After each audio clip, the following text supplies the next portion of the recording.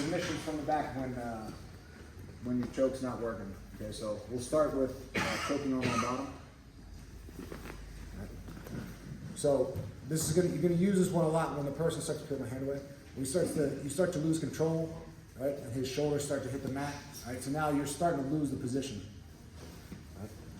So one thing you can do to help keep him from escaping his shoulders to the mat is take the top hook out and then lock under his legs like this.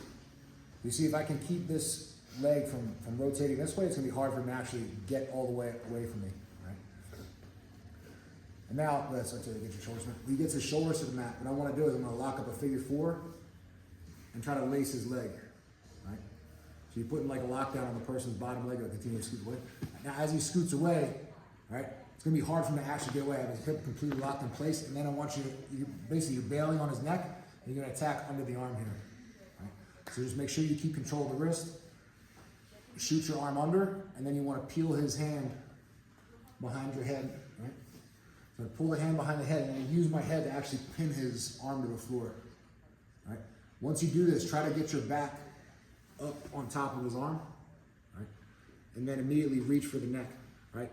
It's good to secure like low on his neck, but when you actually want to finish this, you're gonna slide your grip up high to the crown of his head, right? And then go slow because this is super painful.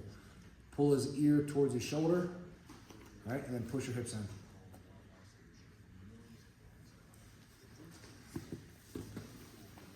So the key to this is locking his leg in place with your legs. So choking arms on bottom, right? Take your top hook and go under. You're gonna cross your feet and pinch his hips with your knees, right? So as your partner pulls your hand away, starts to scoot away, lock a figure 4 with your legs and lace.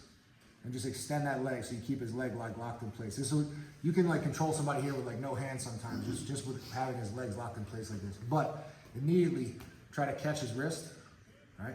And when you do it, the lower you hold on his arm, the stronger you're gonna be. So if I hold like right here, curl your arm, he can curl his arm in, right? So I'm gonna hold low on the wrist and get my other arm under his arm. Pull it to your chest and then think about, once his arm is extended away from his body, it's fairly easy to manipulate his arm, right? And you're gonna pass it behind your head and then use your head to actually pin his arm to the floor and climb your shoulder up over top, right? And then immediately lock the neck, right? Then to actually finish it, if I pull on his neck and the guy's real strong, pull your head that way. He can resist a little bit, right? If I slide my grip up to like his eyebrows, and then start to pull on the crown of his head, and then push your hips in to finish, right? Just go real slow because this hurts every part of his body. It's gonna hurt your ribs, your spine, your neck, and your hips. Show again. So remember, this one you use when you have the choking arm on bottom. Right, so first step, he's fighting your hands, you realize you might lose the position, take the top hook out and cross your feet and pinch his hips with your knees here. Right?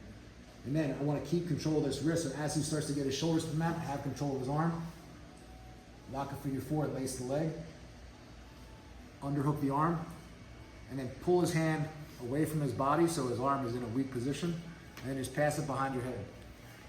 Use your head to actually pin it, right? And then think about getting your shoulder up over top of his shoulder, right? Control the neck, then work your hand up high on the head, lock your grip, and then squeeze and push your hips in the finish. All right? 1, 2, 3.